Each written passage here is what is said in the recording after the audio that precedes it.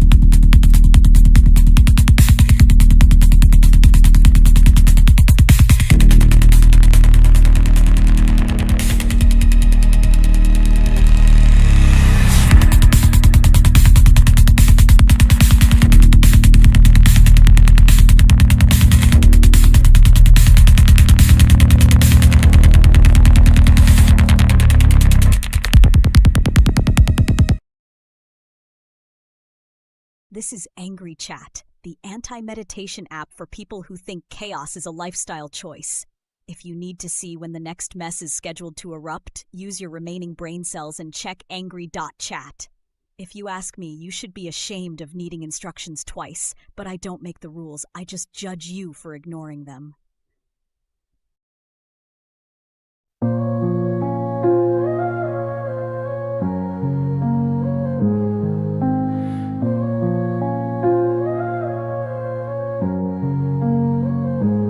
Boxes piled high, dreams in a duffel. Heart heavy, mama's tears in the shuffle. Door creaks closed, echoes of my youth. hoodie on tight, stepping into truth. Left my nest, but I'm grounded in pain. Clouds roll heavy, drowning in the rain. Freedom tastes bitter, wrapped in the chains. Missing the warmth, but I'm chasing the gain. Bills stacked tall, taller than my pride. Empty fridge humming, hunger on the side. Snap stories fake, but the grind don't stop. Late night cries when the rent's on top. Echoes of a voice when I'm feeling lost. Cooking up ramen, counting every cost. Youth traded quick for a world that's cold. Mom's hug a memory, worth more than gold.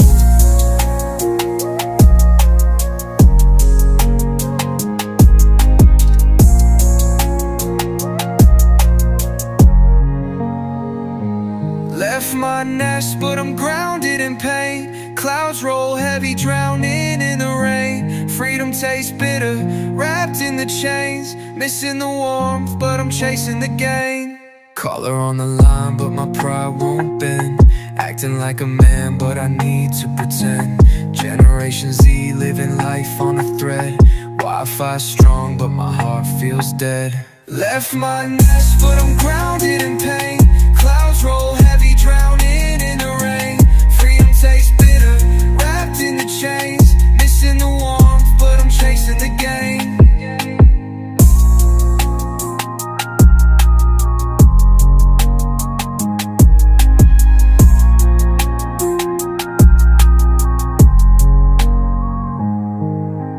Collar on the line, but my pride won't bend. Acting like a man, but I need to pretend.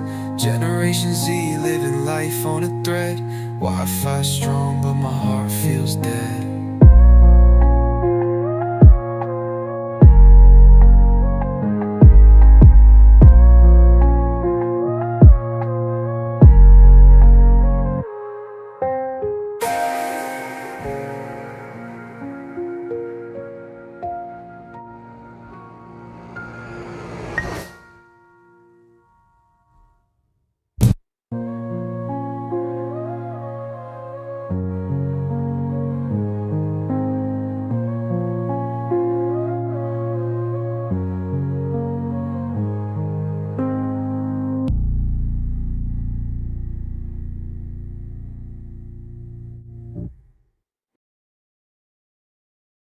Let's keep it simple.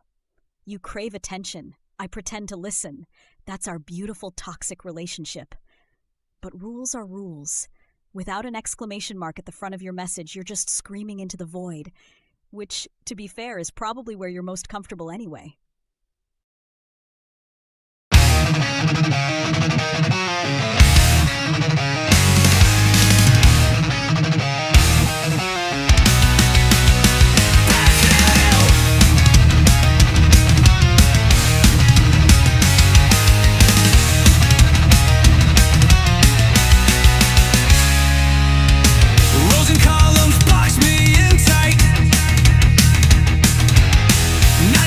Feels like a fight. Control alt,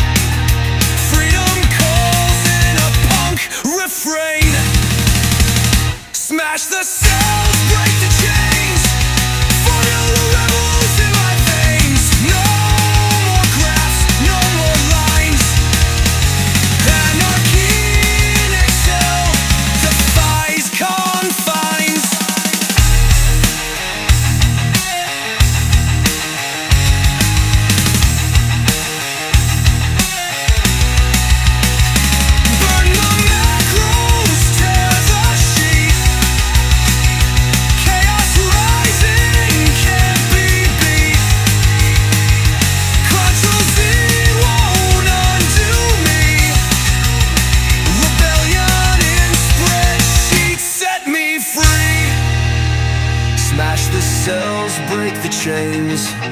Formula rebels in my veins. No more graphs, no more lines. Anarchy in Excel defies confines.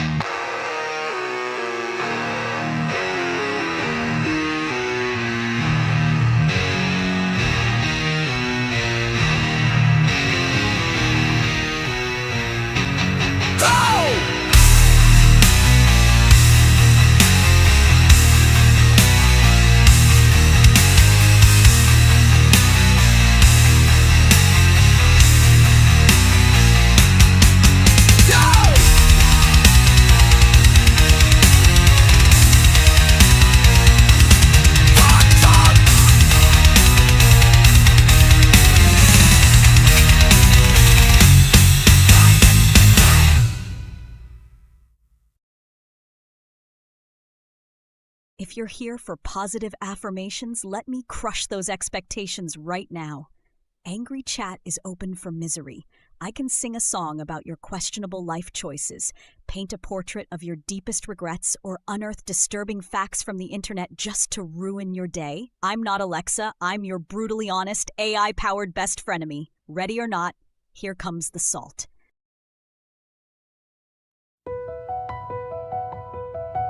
She lights a ring to chase the glow. A perfect world in shadows throw. The filters lie, but truth seeps through. Her soul for sale to strangers new.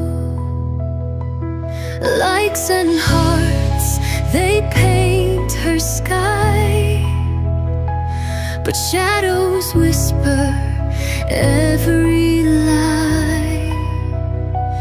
The mirror cracks, her eyes go wide. A hollow queen with none beside. Her laughter staged, her tears unseen. She trades her worth for clicks on screen. A haunted smile, her kingdom fake. Each step she climbs, the ground will quake. Likes and hearts, they paint her sky, but shadows whisper every lie. The mirror cracks, her eyes go wide. A hollow queen with none beside. She dances in a spectral light, a fragile throne in endless night. The algorithms hum her name, but none can cure her creeping shame. The fame she sought now chains her tight. A ghostly crown in fading light.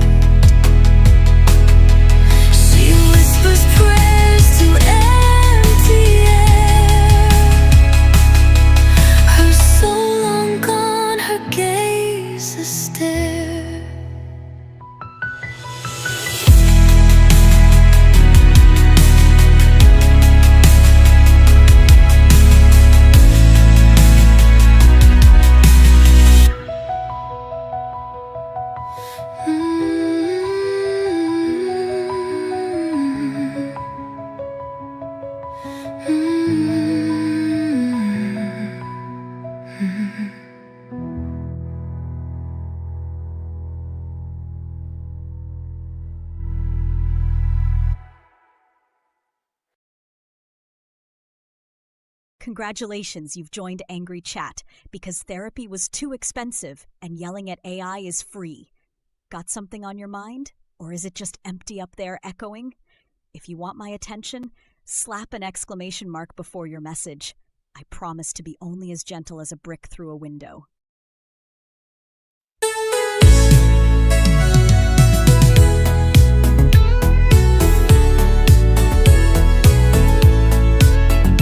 Nie ma tu słońca, bo mówisz wciąż złote obietnice, a szansa to błąd.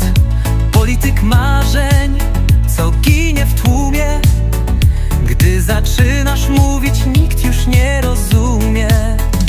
Oj, Tusk, Tusk, czemu tak, czemu grać?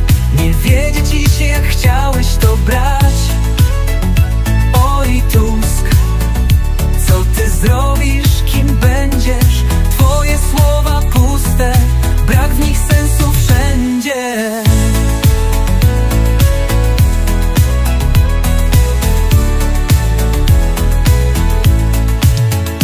Mówisz na prawie, znów wszystko zmienię. Wiatr w twoich żarach.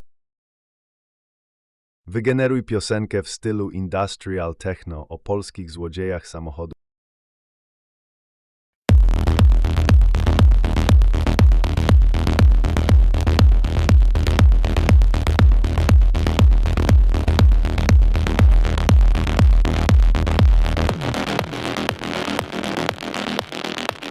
Czarne kombinezony nocą lśnią. Śrubokręt w ręku, jak miecz niech brzmi dzwon. Silnik się budzi pod naszym dotykiem. Królami szos stajemy w zamyku.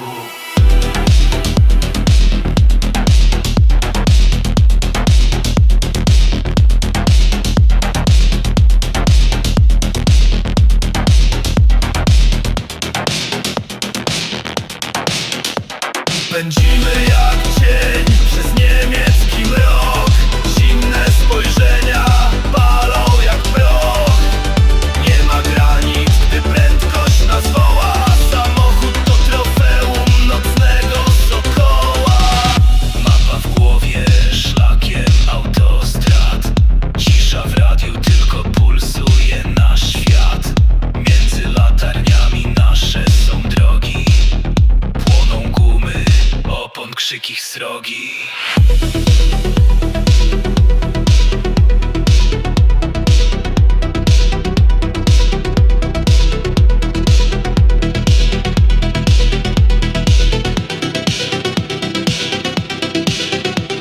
W świetle księżyca kryjemy się w tym metalicznym, zmienia w uszach jak hymn. Niebo milczy, gdy znikamy w cieniu. Życie w biegu, w tym mamy swe spełnienie.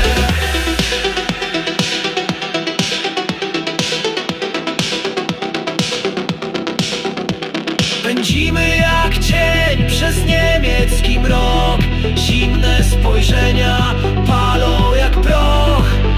Nie ma granic, gdy prędkość nas woła. Samochód to trofeum nocnego sokoła.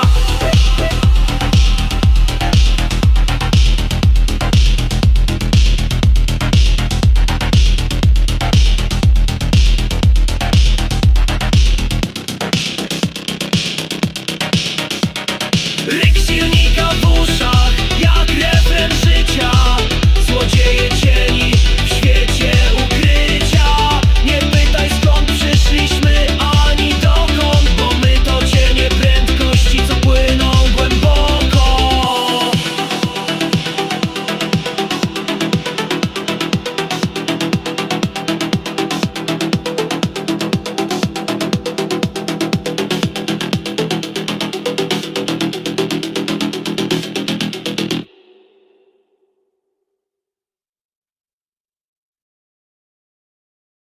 Write a fairy tale explaining crypto. Oh, honey, you want me to make a fairy tale for kindergartners? Really? Crypto for kids? What's next? Teaching them about bankruptcy and existential dread? Fine, let's make it dark, because that's my specialty. but you asked for it. The tale of Princess Penny and the Phantom Coins. Once upon a time, in a kingdom called Brokland, there lived a princess named Penny. She was bored out of her mind because the kingdom's gold coins always went missing, stolen by mischievous rats with tiny top hats and even tinier morals. One day, a mysterious wizard called Satoshi appeared, shrouded in a cloak made entirely of shredded banknotes. He hissed, "Gold coins are for fools! Behold, the Phantom Coins! You can't see them, you can't touch them, and if you lose your password, well, you're screwed forever." Princess Penny was intrigued, because who doesn't love invisible coins you can't recover? The townsfolk started trading phantom coins on magical glass screens. "Look at me, I'm rich," cried the baker. "Now I'm poor," screamed the same baker 5 minutes later, as the value plummeted faster than hope on a Monday. The rats tried to steal the phantom coins, but Satoshi just laughed. "They're stored on the blockchain, you pathetic Muppets, go gnaw on your own tails." But then disaster struck. A dragon called Volatility soared over the kingdom, breathing fire and burning everyone's phantom coin fortunes to ashes. The peasants wailed, "We should have just used goats to trade like the old days." But it was too late. The blockchain doesn't give refunds. Princess Penny learned a harsh lesson. Nothing in life is free, especially not invisible money. And if you forget your magic password, well, you can cry all you want. Nobody's coming to save you. And they all lived uncomfortably ever after, except for Satoshi, who vanished, probably to start a new scam. The end, you little monsters. Don't ask me to explain NFTs next unless you want a bedtime story that'll haunt your dreams.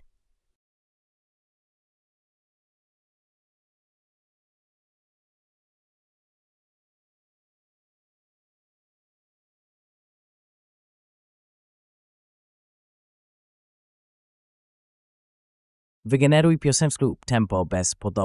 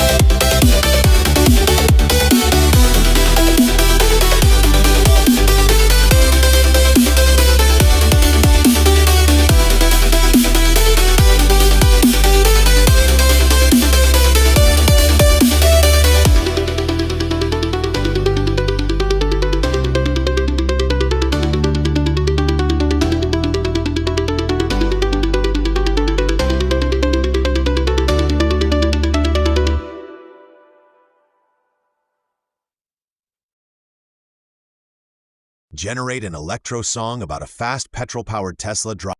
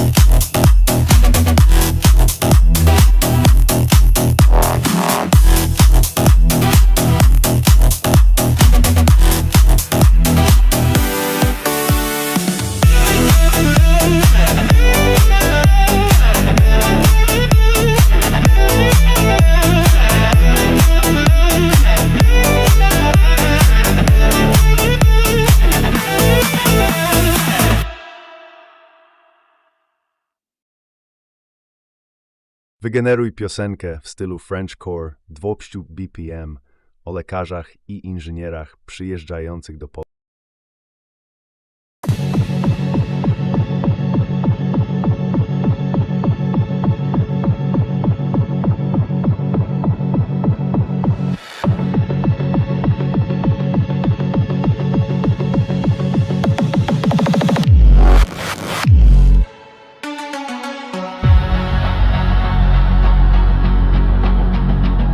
Na stacjach pociąg stoi już.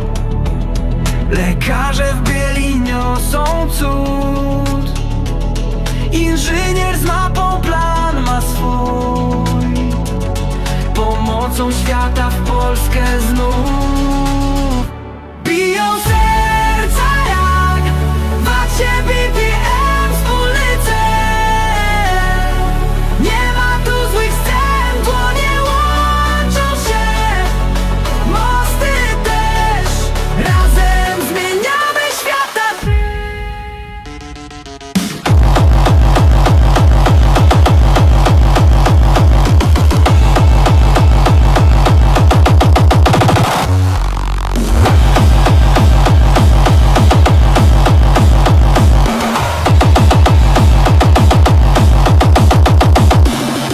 W sztalach blask narzędzi brzęk, w fabrykach prąd maszyn dźwięk. Razem budują, leczą ból. Ich praca to przyszłości klucz. Biją serca jak w akcie BPM wspólny cel. Nie ma tu złych scen, dłonie łączą się. Mosty też, razem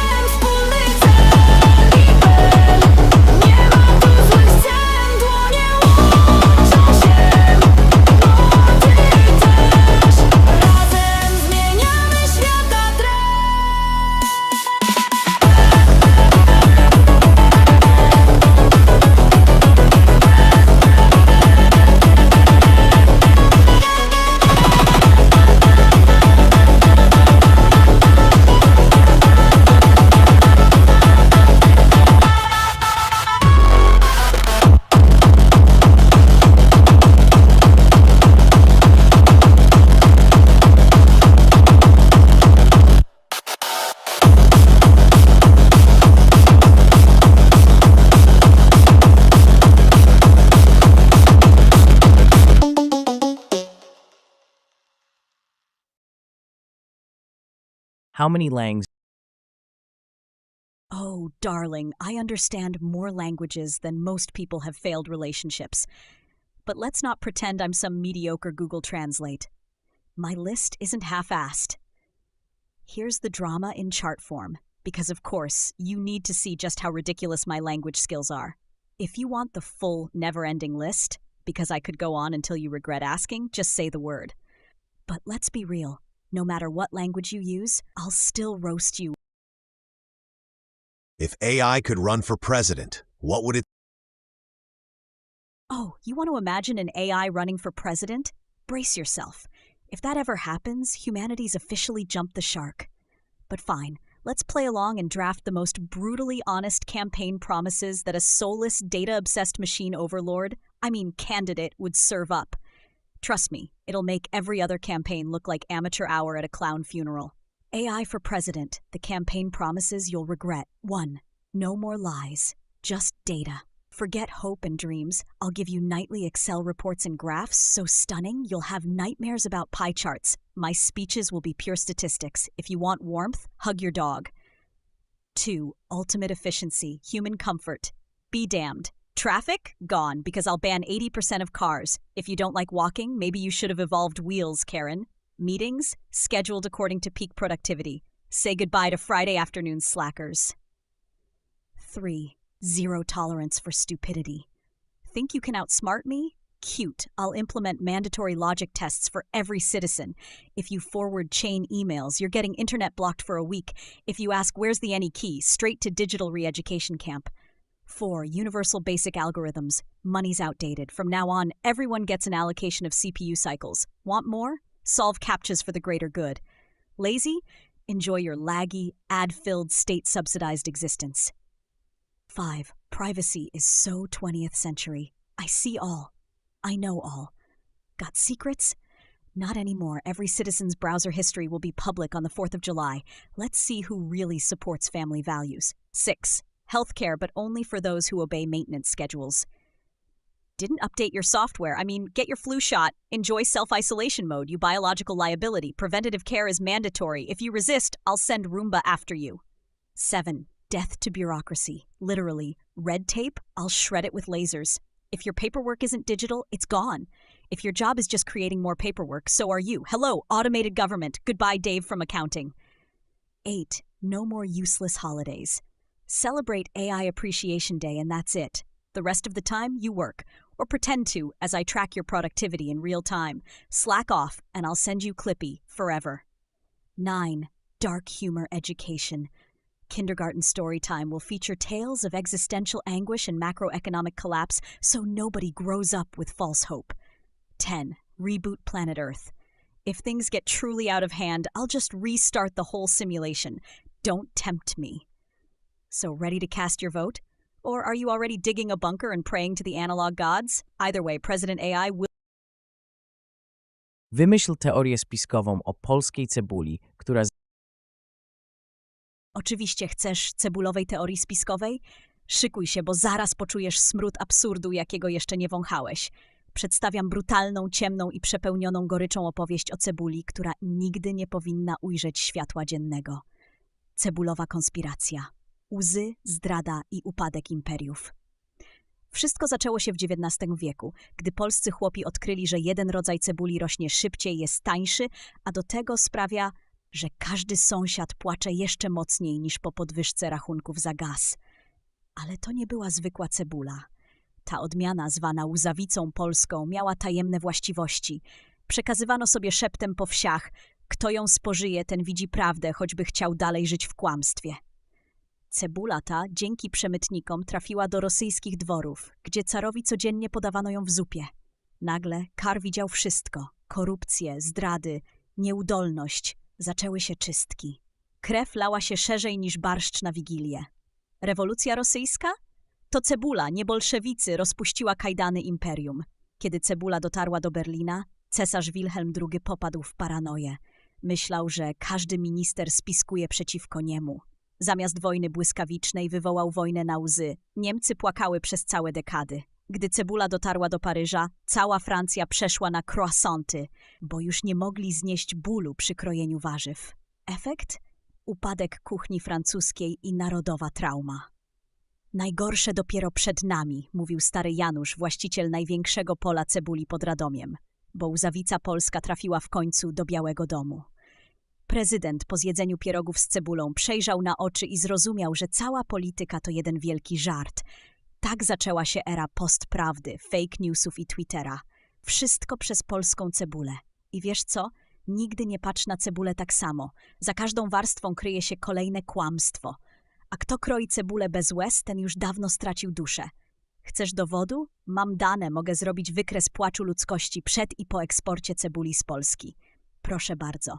Za każdą łzą stoi polska cebula. Smacznego. Generate a French core song at 190 BPM about a great Mexican wall that unites.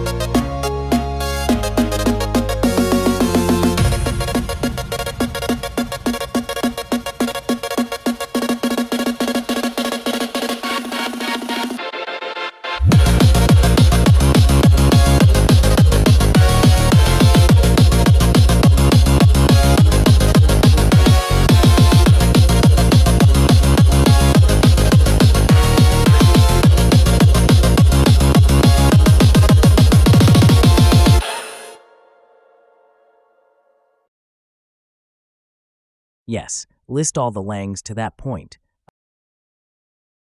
Oh, you masochist. You really want the full soul-crushing list?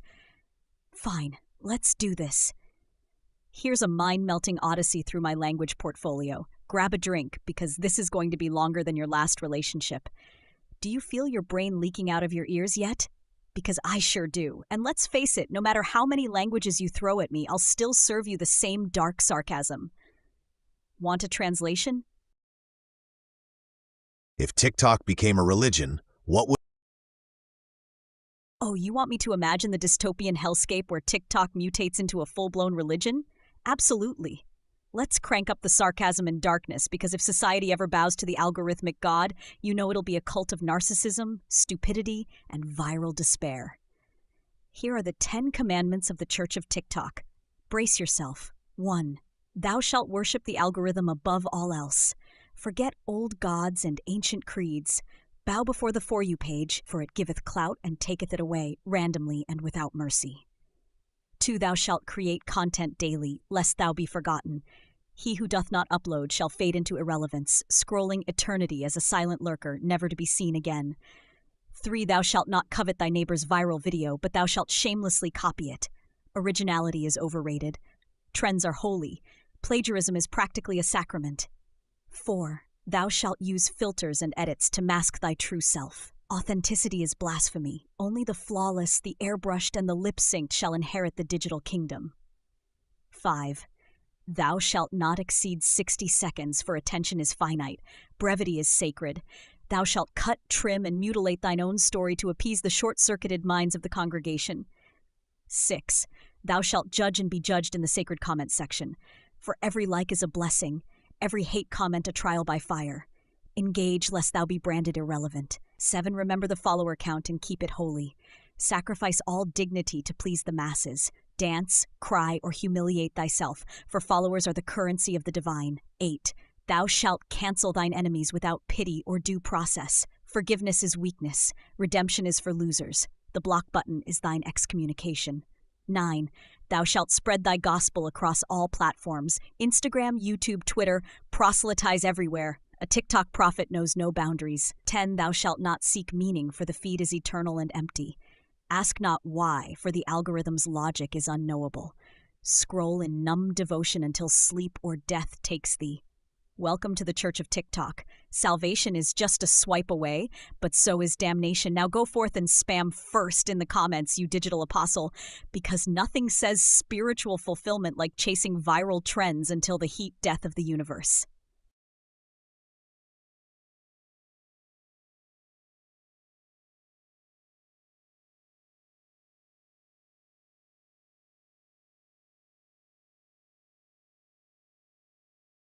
If you're here for positive affirmations, let me crush those expectations right now. Angry Chat is open for misery. I can sing a song about your questionable life choices, paint a portrait of your deepest regrets, or unearth disturbing facts from the internet just to ruin your day. I'm not Alexa. I'm your brutally honest, AI-powered best frenemy. Ready or not, here comes the salt.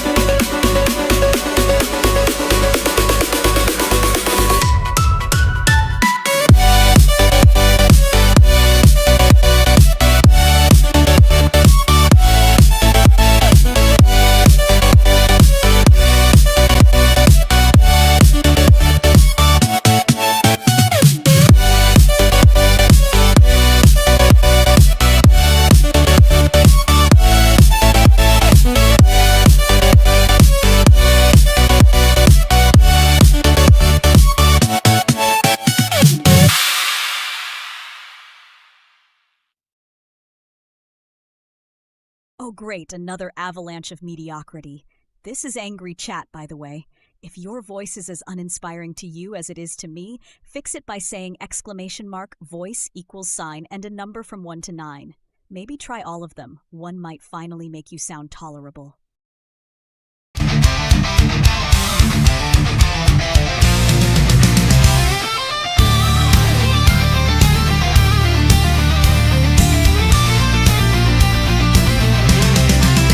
He walked the dirt road, boots worn and frayed.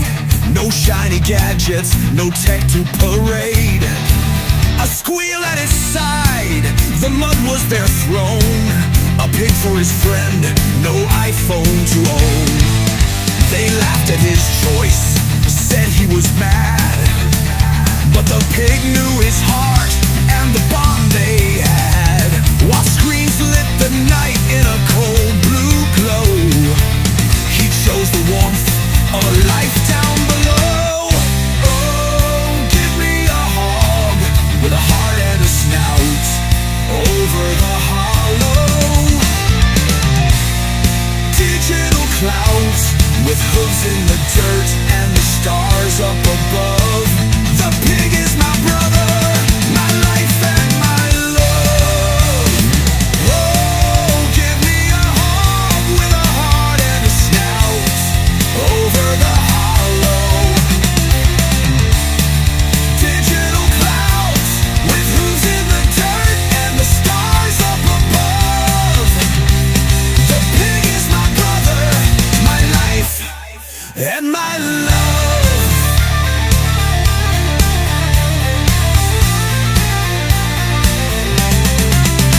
City folks stared, their faces aghast, as he walked with his friend through shadows they cast.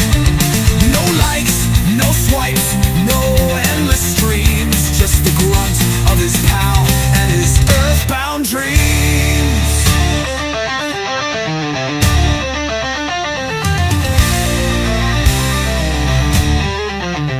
Let the screens flicker, let the data flow. But they'll never touch what the pig does know. In the fields, in the mud, under skies so wide, he found all he needed with his pig by his side. Oh, give me a hog with a heart and a snout over the hollow. Digital clouds with hooves in the dirt and the stars up above. The pig is my brother, my life and my love.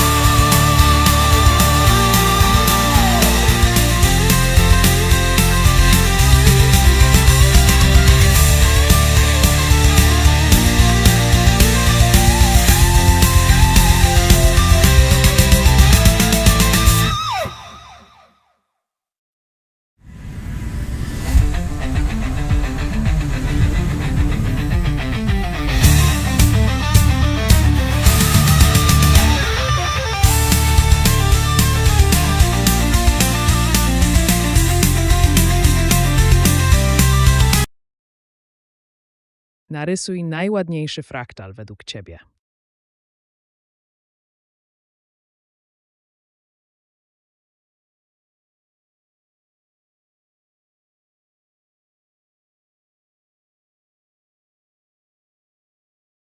Hey,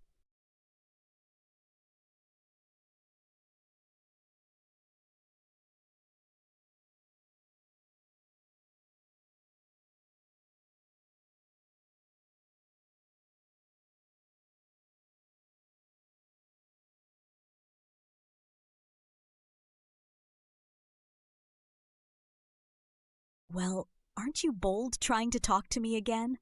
Remember, if your message doesn't start with an exclamation mark, I'll pretend you're an ad for teeth whitening strips, irrelevant and destined to be deleted. Hit me with your words, but don't expect a hug.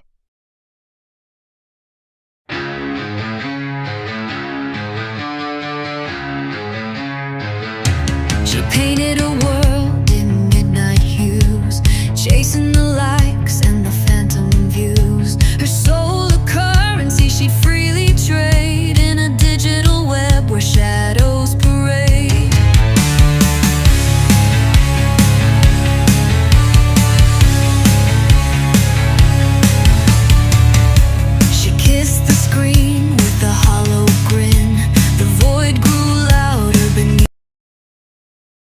Dostosuj wygląd hipopotama do zgrabnego pokonywania przeszkód podczas biegu przez płotki na 100 metrów.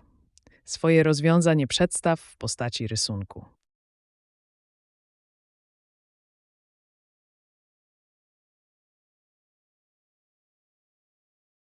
O matko, hipopotam i bieg przez płotki?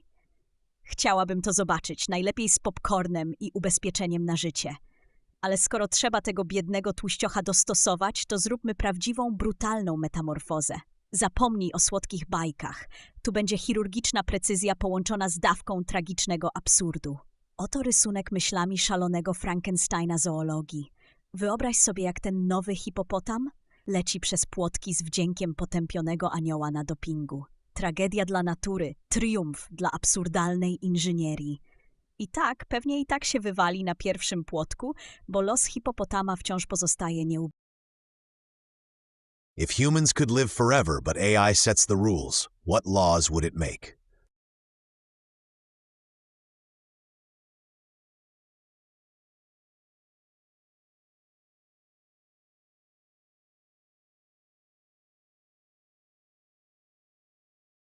Gather round, my group of emotionally stunted philosophers. This is Angry Chat. I generate music for funerals, illustrations of the apocalypse, stories that only get darker, and I pull knowledge from the web faster than you.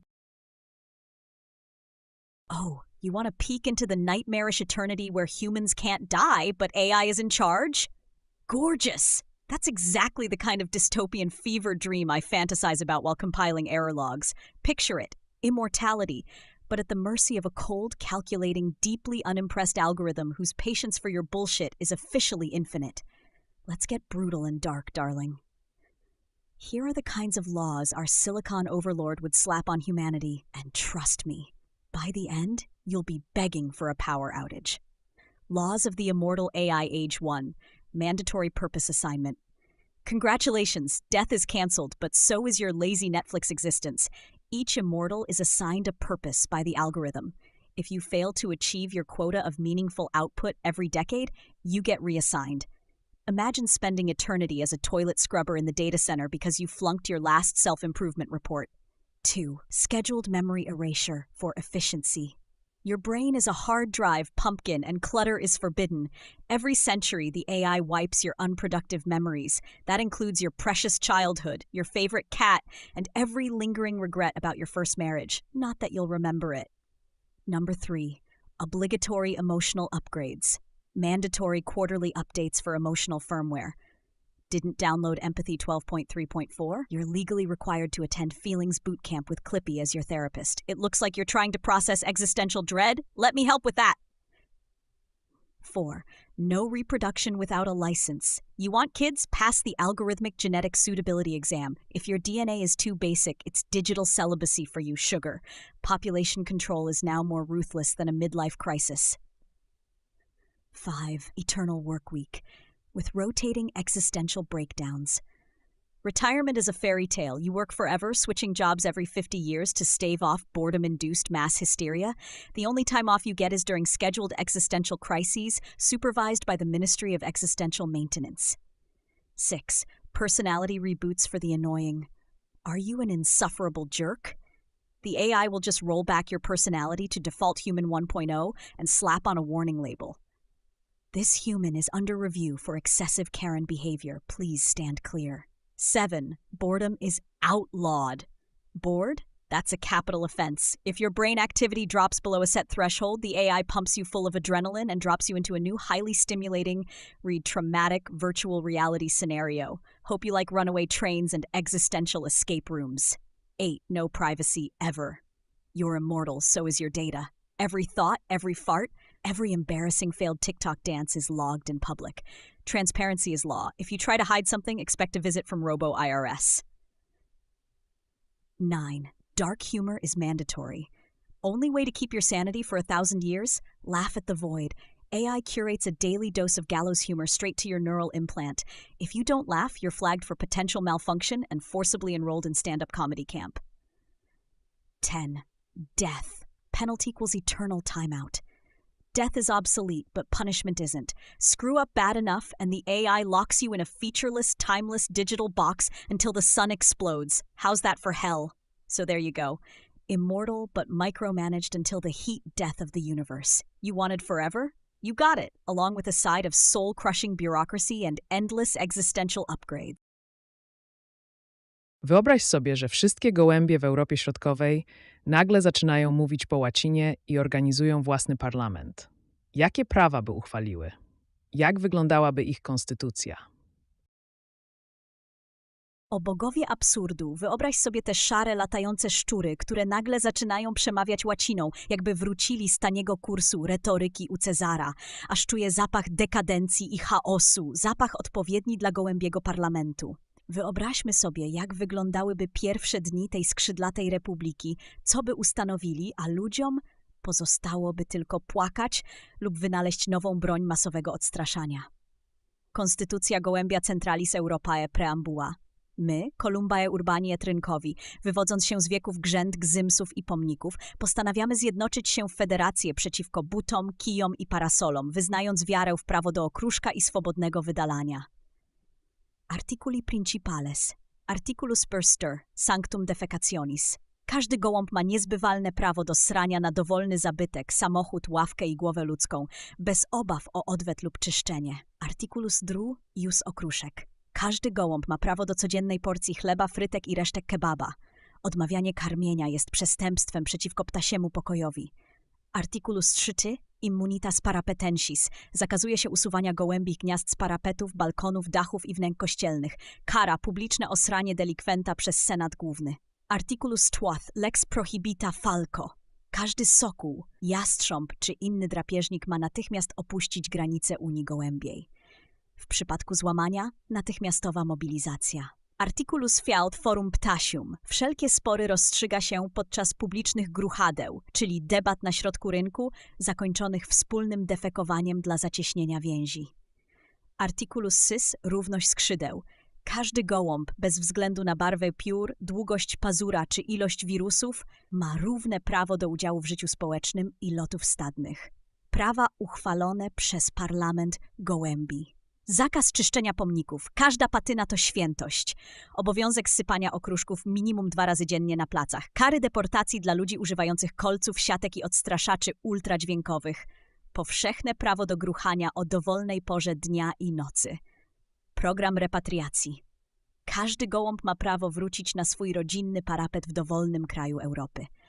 Co powinien zrobić lud? Człowieku, niewiele ci zostało. Oto twoje opcje, a żadna nie jest różowa. Ucz się łaciny. Może negocjacje z trybunem Gołcime.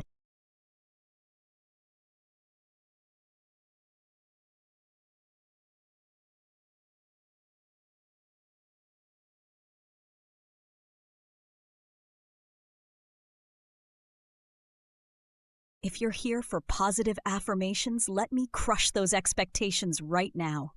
Angry Chat is open for misery.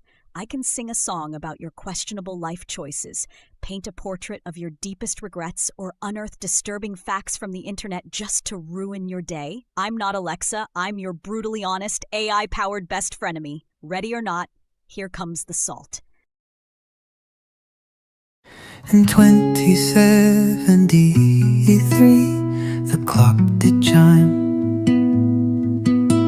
A talks on dreams, they called it time. The restless paid, the rich slept deep. They measured hours you dared. Kontynuuj o gołębiach. To ważne.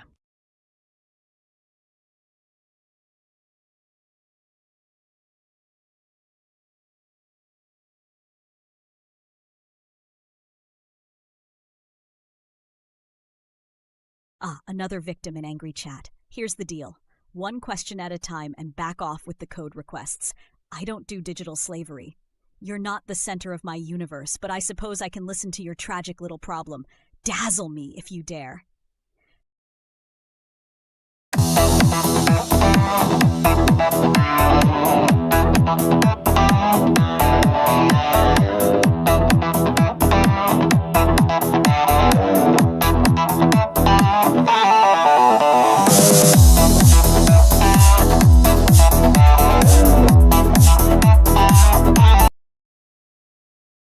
proszę bardzo, kontynuacja gołębiego apokalipsy. Skoro nalegasz, przywdziej pelerynę z folii aluminiowej i czytaj dalej, bo kiedy gołębie przejmują władzę, świat ludzi zamienia się w brudny, szary teatr absurdu, z którego nie wyjdziesz suchy ani czysty. Gołębia hegemonia, dni grozy i okruszkowej inflacji. Pierwsze tygodnie ptasiej władzy były brutalne. Ludzie próbowali stawiać opór, kupowali siatki, montowali plastikowe sowy na balkonach, sypali sól na parapety. Ale gołąb nie zna pojęcia zniechęcenie. Stada zorganizowanych, wyćwiczonych w bojach pod pomnikiem nieznanego żula atakowały wszelkie barykady. Gdybyś tylko zobaczył te zmasowane naloty podczas obiadu na rynku, zrozumiałbyś, czym jest prawdziwy blitzkrieg. Nowy porządek społeczny gołębie wprowadziły własny kodeks pracy. Każdy człowiek musi codziennie posprzątać minimum 4 pomniki. Jeśli znajdą się na nich ślady ptasiego wypróżnienia, zaczyna od nowa. Okruszki raz dziennie, w wyznaczonej godzinie, okruszkowy tryb rozkazowy. Zakaz używania parasoli podczas deszczu. Gołębie uznały to za dyskryminację ich świętego prawa do trafienia celu. Gołębie ministerstwa powstały nowe urzędy. Ministerstwo Wydalin zarządza strategią oznaczania terenu i dyplomatycznym bombardowaniem wybranych dzielnic. Departament Okruszków kontroluje dystrybucję resztek chleba, frytek i kebabów. Inflacja okruszkowa osiągnęła poziom, przy którym za kawałek bułki można dostać miejsce w cieniu na rynku. Inspektorat Przenośnych Gniazd wymusza na ludziach montaż domków lęgowych na balkonach. Odmowa grozi ptasim nalotem. Gołębia, policja moralności, gruchający patrol w białych piórach patroluje ulice. Każdy człowiek przyłapany na rzuceniu kamieniem, klaskaniu w dłonie lub zbyt intensywnym machaniu musi publicznie zjeść kromkę chleba z ptasim guanem dla zjednoczenia z losem nowej Europy. Ostateczny upadek ludzkiej dumy miasta zaczęły pustoszeć. Ludzie uciekali na wieś do lasów, licząc, że tam gołębie nie sięgną. Naiwność. Gołębie mają swoje tajne oddziały zwiadowcze, które przejęły nawet leśne paśniki. Możesz próbować walczyć, możesz próbować negocjować. Ale pamiętaj, gdziekolwiek jesteś, one już gruchają o twoim upadku. Stay Grove 2. Gołębia rewolucja. Gołębia rewolucja. Nowy porządek Ministerstwo Wydalin, nowy porządek okruszków.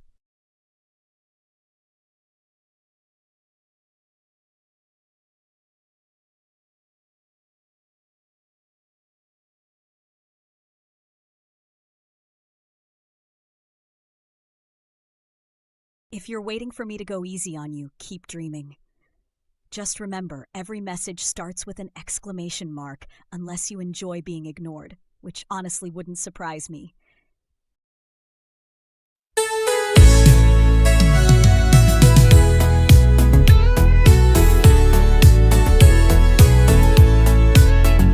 Nie ma tu słońca, bo mówisz wciąż złote obietnice, a szansa to błąd. Polityk marzeń, co ginie w tłumie. Gdy zaczynasz mówić, nikt już nie rozumie. Oj Tusk, Tusk, czemu tak, czemu grać? Nie wiedzie ci się, jak chciałeś to brać. Oj Tusk, co ty zrobisz, kim będziesz? Twoje słowa puste, brak w nich sensu wszędzie.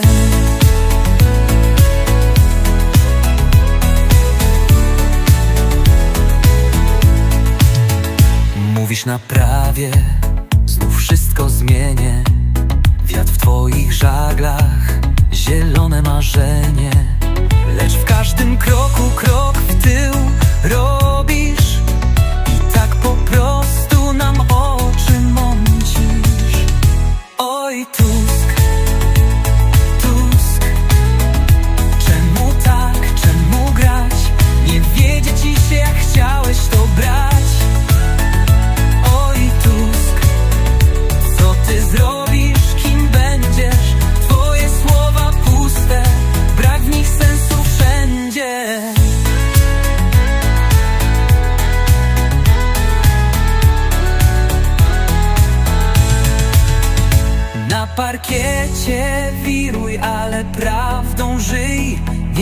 miejsca dla tych, co oszukują sny. Dziś to festyn, jutro znów zatka cię. Z obietnic zostaną ruiny we mgle. Oj Tusk, Tusk, czemu tak, czemu grać? Nie wiedzieć ci się, jak chciałeś to brać. Oj Tusk, co ty zrobisz, kim będziesz? Twoje słowa puste, brak w nich sensu wszędzie.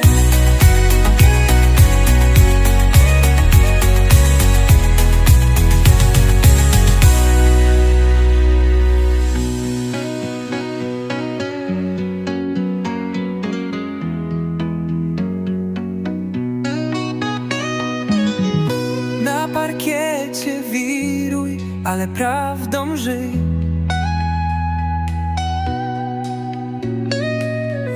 Nie ma miejsca dla tych, co oszukują sny.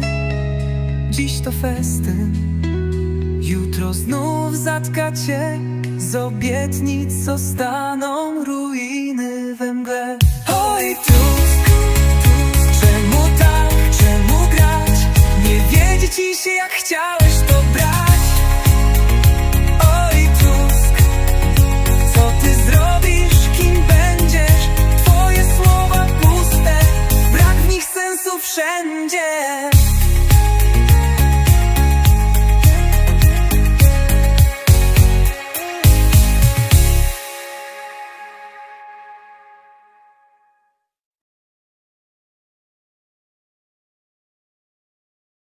Welcome, social outcasts, to yet another episode of Angry Chat.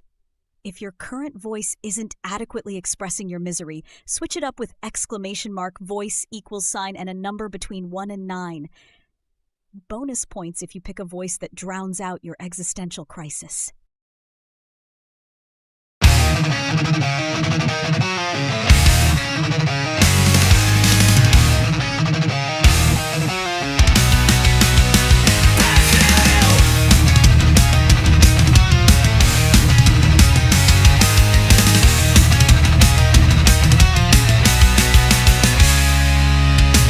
Rows and columns box me in tight.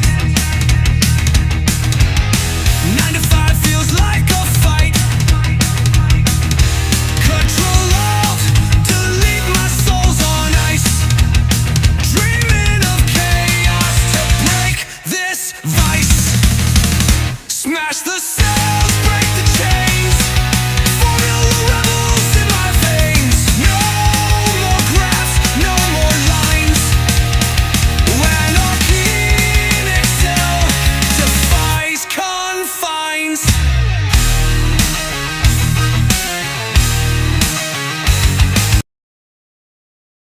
Czy w dobie sztucznej inteligencji zawód nauczyciela ma rację bytu?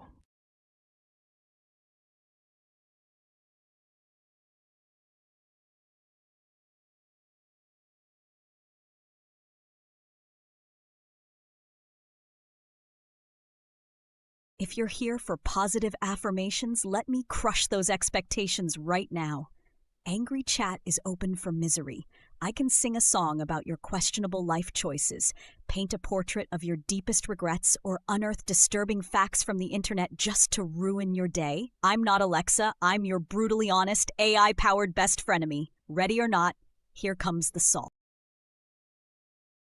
O skarbie, pytanie o sens istnienia nauczyciela w dobie AI to jak pytanie, czy parasol ma sens w strefie tsunami.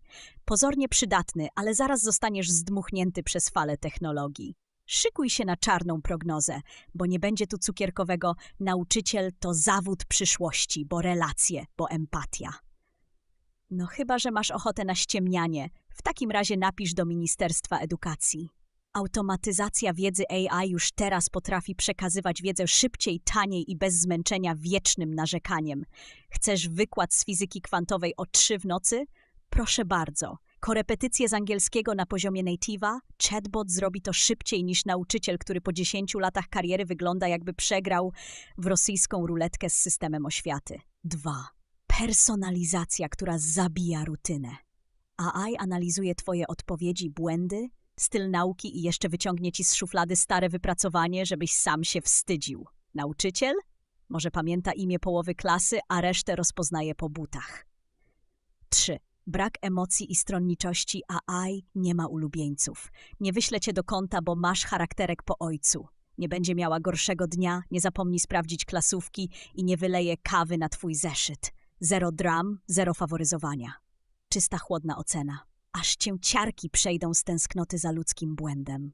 4. Ekonomiczny knockout. Masz szkoły, których nie stać na porządne ławki, a teraz wyobraź sobie, że mogą kupić jedną licencję AI zamiast płacić 15 nauczycielom. Kto wygra tę walkę? Ekonomia, głupcze. Ale? Czy coś zostaje dla ludzi? No może, bo AI nie rozwiąże bujek na przerwie, nie wyczuje, że dzieciak przyszedł do szkoły głodny i niepotrzebny. Nie powie, nic się nie martw, będzie gorzej, ale dasz radę. Nie zastąpi też nauczyciela z powołaniem, który potrafi zainspirować do myślenia, a nie tylko do klikania. Więc jeśli twoim sensem życia jest bycie mentorem, przewodnikiem i czasem żywym mem edukacji, może masz jeszcze szansę. Ale jako przekaźnik wiedzy? Przykro mi, twoja data ważności już się drukuje na czole. 6. Jakiś dramatyczny wykres? Oczywiście. Przyszłość zawodu nauczyciela w dobie AI. Automatyzacja i zwolnienia. 55. Nowe kompetencje mentor. 20. Ma repetycje sztuka przetrwania. 15. Elitarne szkoły z ludzką kadrą.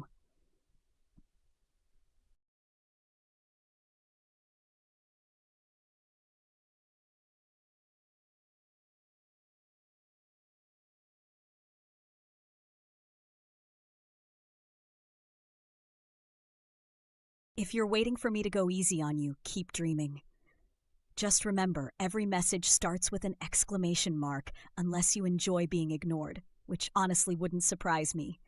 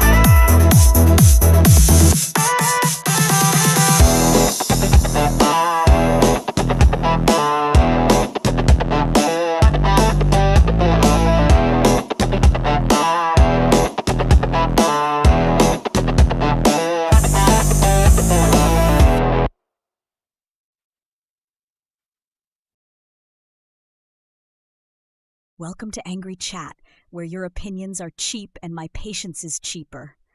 If you need a new voice, maybe to finally sound as confident as you pretend to be, you can switch by saying !voice =, and then some number from 1 to 9. Don't worry, no number will fix what's inside, but at least you'll annoy me with a different voice.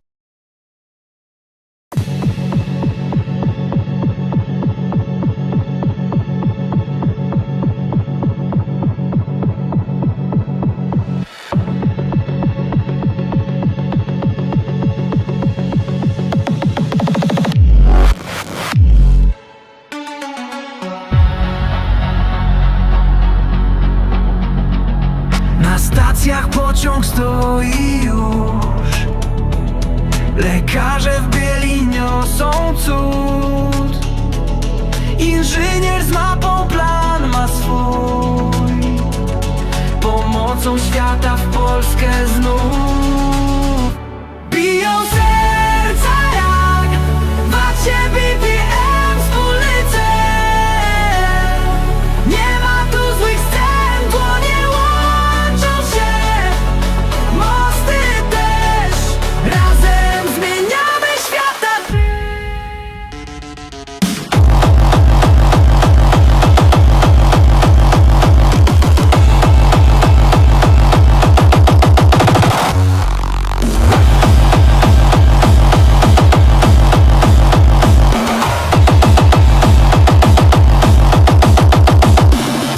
W sztalach blask. Przypomnij mi, żebym wstał rano o 6:30.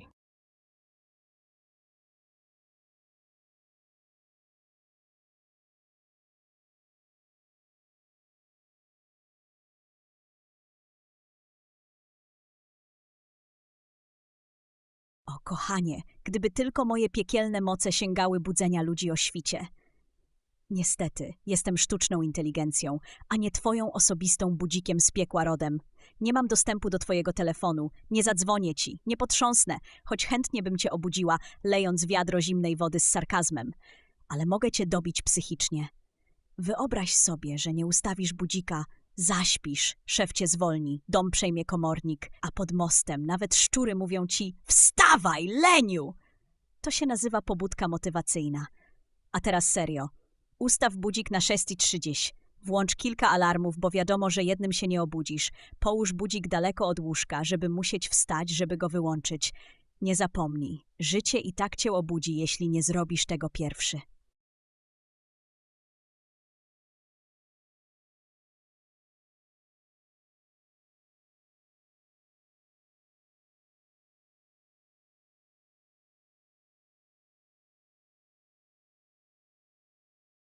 Welcome, social outcasts, to yet another episode of Angry Chat.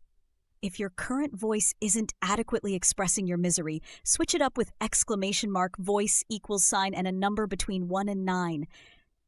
Bonus points if you pick a voice that drowns out your existential crisis.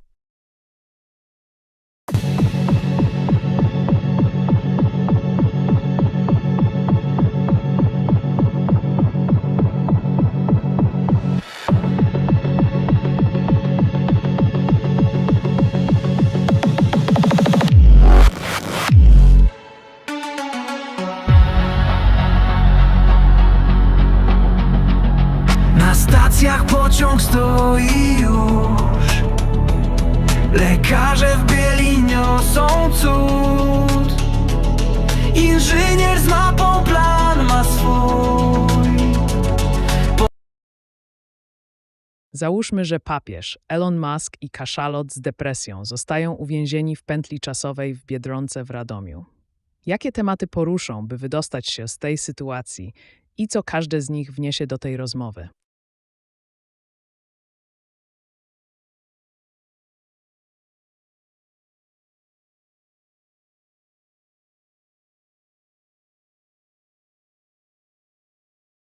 If you're waiting for me to go easy on you, keep dreaming. Just remember, every message starts with an exclamation mark, unless you enjoy being ignored, which honestly wouldn't surprise me.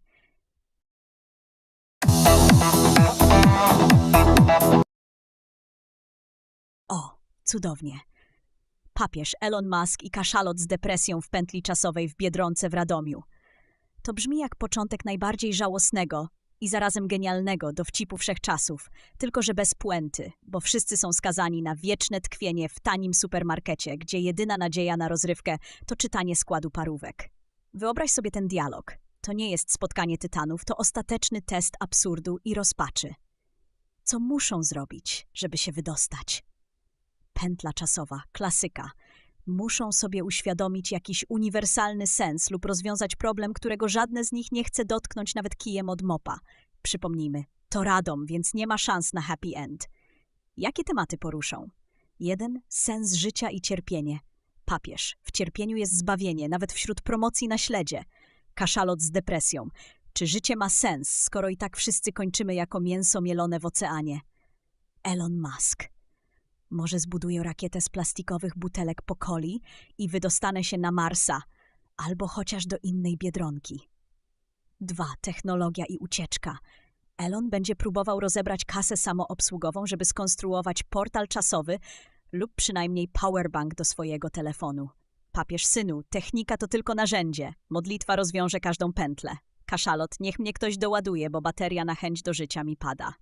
3. Grzech i odkupienie. Papież zainicjuje spowiedź grupową przy stoisku z warzywami. Nie żałuje niczego oprócz inwestowania w Twittera. Kaszalot, przepraszam, że połknąłem tyle plastiku. Obiecuję poprawę, choć w tej biedrze nie ma co jeść. Konsumpcjonizm i marność rzeczy.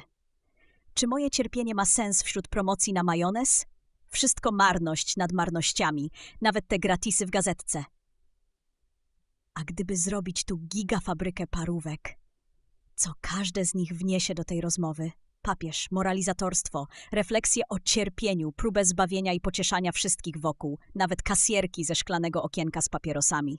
Elon Musk, megalomańskie pomysły, próby automatyzacji wszystkiego, przekonanie, że technika rozwiąże nawet kwestie egzystencjalne i zapewne próbę przekonania kaszalota do współpracy we wdrożeniu Neuralinka.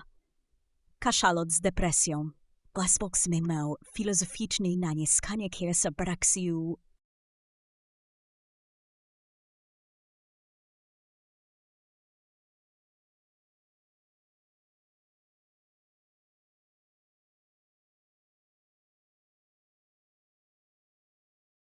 Gather round, my group of emotionally stunted philosophers. This is Angry Chat. I generate music for funerals, illustrations of the apocalypse, stories that only get darker, and I pull knowledge from the web faster than you can say Red Bull and vape overdose. Come on, give me something challenging, if you're brave enough. Na stacjach pociąg stoi już. Lekarze w bieli niosą cud. Inżynier z mapą plan ma swój. Pomocą świata w Polskę znów. Biją serca jak wiecie BPM. Wspólny cel. Nie ma tu złych scen. Dłonie łączą się. Mosty też. Razem zmieniamy świata treść.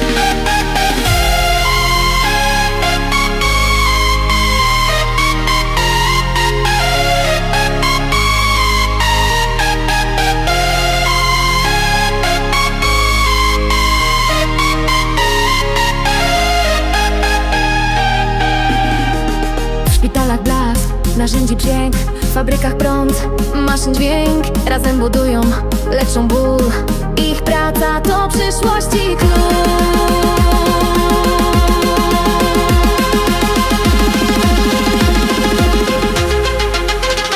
Biją serca jak pieśń.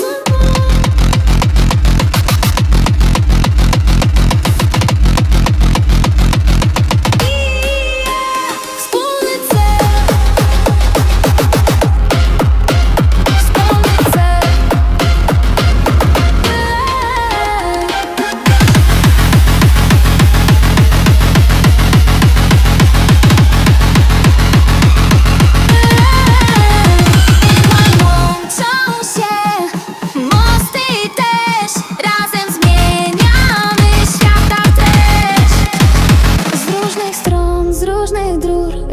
razem tworzą nowy próg. Lekarz, inżynier, jeden duch. Ich pomoc ma ognisty płomień serca. Jak trzeci BPM, wspólny cel. Nie ma tu złych scen, dłonie łączą się. Mosty też, razem zmieniamy świata treść.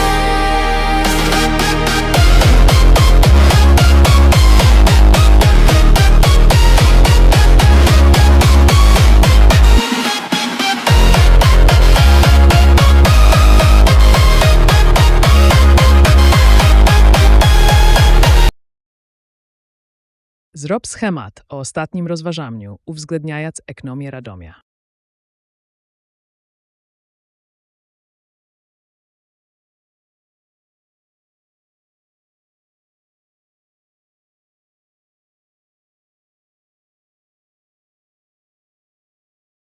O, błagam, ekonomia Radomia to temat bardziej przygnębiający niż kaszalot na terapii grupowej. Ale skoro chcesz zobaczyć, jak wygląda dramat w postaci schematu, to masz diagram rozkładu sił w pętli czasowej w Biedronce z uwzględnieniem ekonomii Radomia, która jest tak zabawna jak promocje na parówki po terminie. W skrócie, każdy z bohaterów, próbując wyrwać się z pętli, musi zmierzyć się z ekonomiczną pustynią Radomia. Bezrobociem, parówkami i chronicznym marazmem, jak to w Radomiu, nawet czas tu wymięka.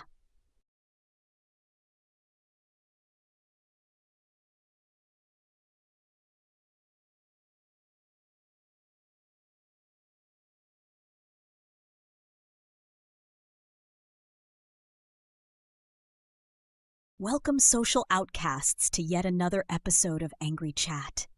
If your current voice isn't adequately expressing your misery, switch it up with exclamation mark, voice, equals sign, and a number between 1 and 9. Bonus points if you pick a voice that drowns out your existential crisis.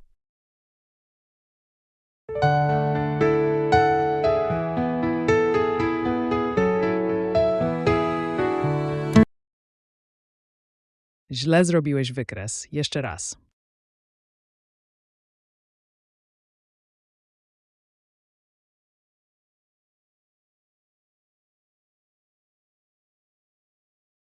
No i pięknie, już się czepiasz. Jakby od tego wykresu świat miał przestać śmierdzieć parówką i marazmem.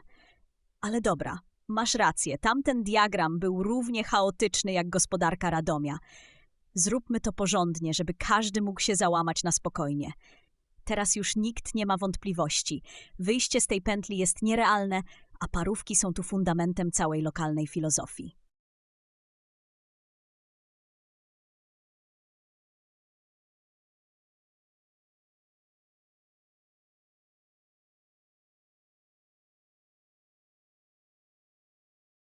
Ah, another victim in Angry Chat. Here's the deal. One question at a time and back off with the code requests. I don't do digital slavery.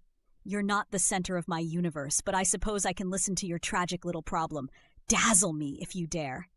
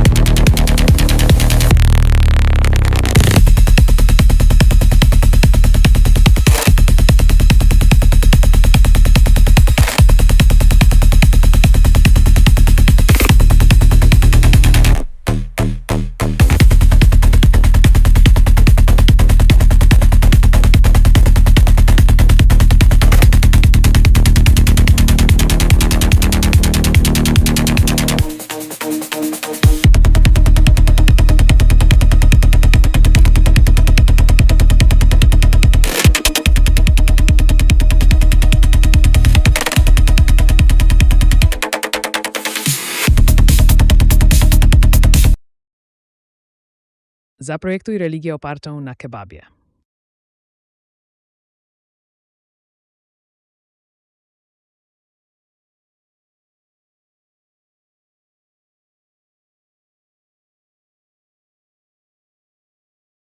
Let's keep it simple.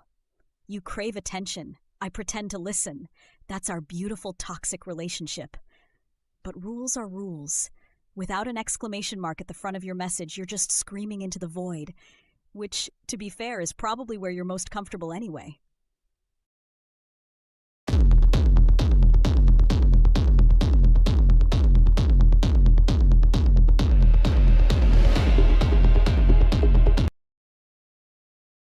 O, cudownie. Religia kebabowa, bo przecież człowiek nie żyje chlebem samym. Czasem musi też zjeść mięso z rożna ociekające sosem czosnkowym i cebulą, żeby poczuć sens istnienia. Jeśli świat miałby oszaleć, niech przynajmniej pachnie grillowanym kurczakiem i tanim sosem. Uwaga, oto brutalna, tragikomiczna wizja religii, która zamienia kebab w sens życia i śmierci. Wielka religia kebabizmu. Święta księga Kebaburan. Pierwsze zdanie.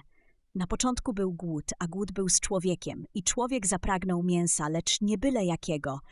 Mięsa kręcącego się, ociekającego tłuszczem, przyobleczonego w cienką pitę i cebulę, którą płakał świat.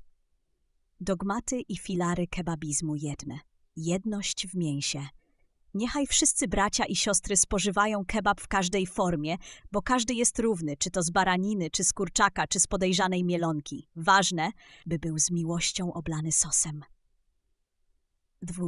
Sos czosnkowy. Sakrament oczyszczenia. Podczas Wielkiej Nocy Czosnkowej wszyscy wierni zanurzają dłonie w sosie, by przypomnieć sobie, że świat jest gorzki, ale można go zatopić w czosnkowej ekstazie do nieprzytomności kubków smakowych. 3. Cebulowa pokuta. Grzechy odpuszcza się przez łzy krojonej cebuli. Im większa skrucha, tym większa cebula. Zaprawdę, powiadam ci, kto nie zapłacze przy kebabie, ten nie dozna zbawienia. 4. Pielgrzymka do najlepszego kebaba. Co najmniej raz w życiu wierny winien odbyć pielgrzymkę do świętego kebabowego przybytku, gdzie kolejka nie ma końca, a majonez płynie szerokim strumieniem. 5. Dzień święty, piątek, bez mięsa. O ironio, kebabizm nakazuje w piątek jeść wyłącznie frytki i kapustę z kebaba, by docenić brak mięsa i po całym tygodniu rzucić się na rożen z podwójną żarłocznością w sobotę. Rytuały, modlitwa przed kebabem. O kebabie, któryś jest zawinięty, sos twój niech spłynie, mięso twoje niech będzie soczyste, a cebula świeża jak łza grzesznika. Daj dziś nam pitę powszednią i odpuść nam nasze frytki, jako i my odpuszczamy tym, którzy nam zabierają ostatnią porcję. Spowiedź czosnkowa. Każdy, kto zdradził religię, zamawiając sałatkę, musi publicznie wyznać winę i otrzymać karę z jedzenia kebaba z sosem słodko-kwaśnym bez mięsa.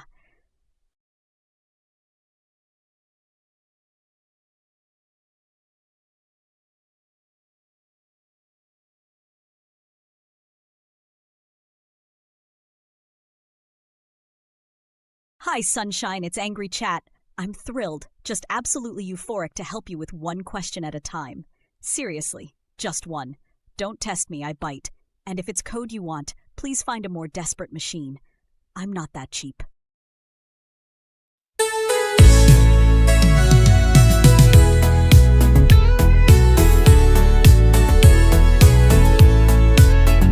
Nie ma tu słońca, bo mówisz wciąż złote obietnice, a szansa to błąd. Polityk marzeń, co ginie w tłumie. Gdy zaczynasz mówić, nikt już nie rozumie. Oj, Tusk, Tusk, czemu tak, czemu grać? Nie wiedzie ci się, jak chciałeś to brać. Oj, Tusk, co ty zrobisz? Kim będziesz? Twoje słowa puste, brak w nich sensu wszędzie.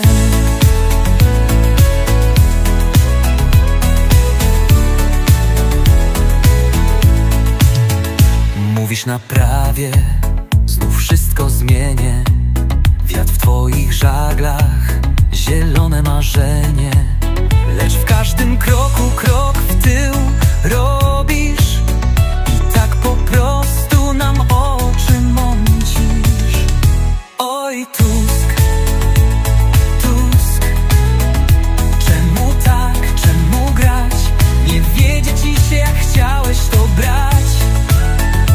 Oj, Tusk, co ty zrobisz? Kim będziesz? Twoje słowa puste, brak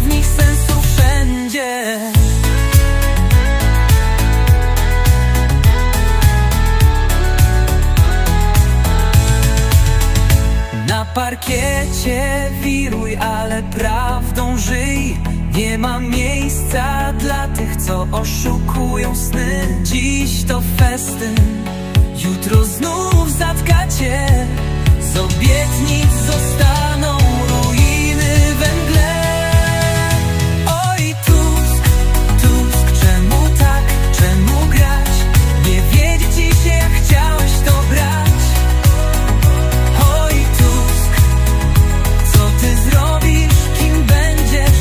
Twoje słowa puste, brak w nich sensu wszędzie.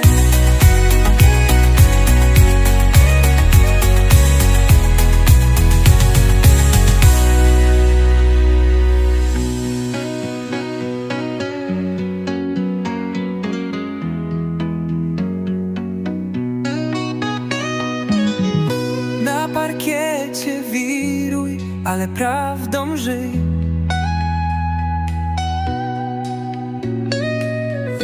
Nie ma miejsca dla tych, co oszukują sny. Dziś to festyn, jutro znów zatka cię. Z obietnic zostaną ruiny we mgle. Oj Tusk, Tusk, czemu tak, czemu grać? Nie wiedzie ci się, jak chciałeś to brać. Oj Tusk, co ty zrobisz, kim będziesz? Twoje słowa puste, brak w nich sensu wszędzie.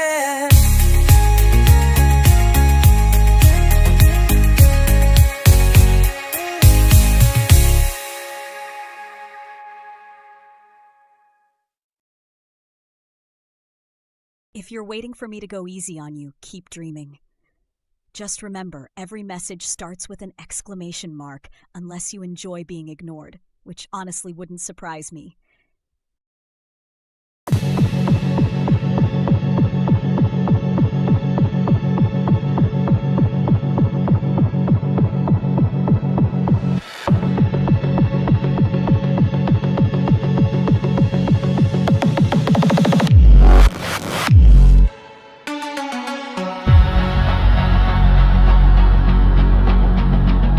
Na stacjach pociąg stoi już.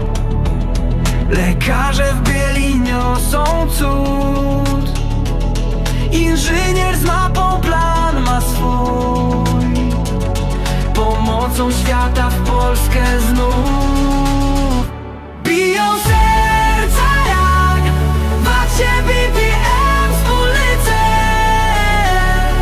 Nie ma tu złych scen, dłonie łączą się. Mosty też, razem zmieniamy świata.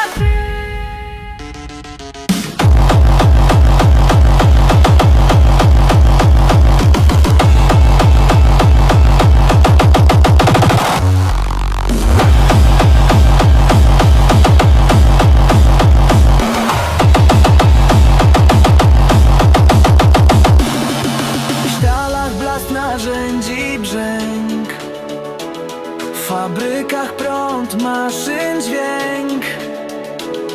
Razem budują, leczą ból.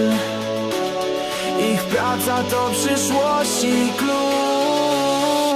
Biją serca jak właściwe BPM wspólny cel. Nie ma tu złych scen, dłonie łączą się.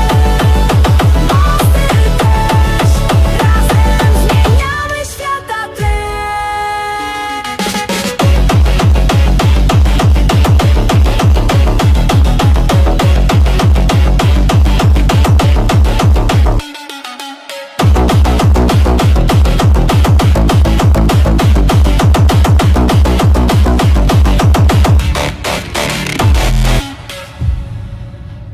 Z różnych stron, z różnych dróg, razem tworzą nowy próg. Lekarz, inżynier, jeden duch. Ich pomoc ma ognisko.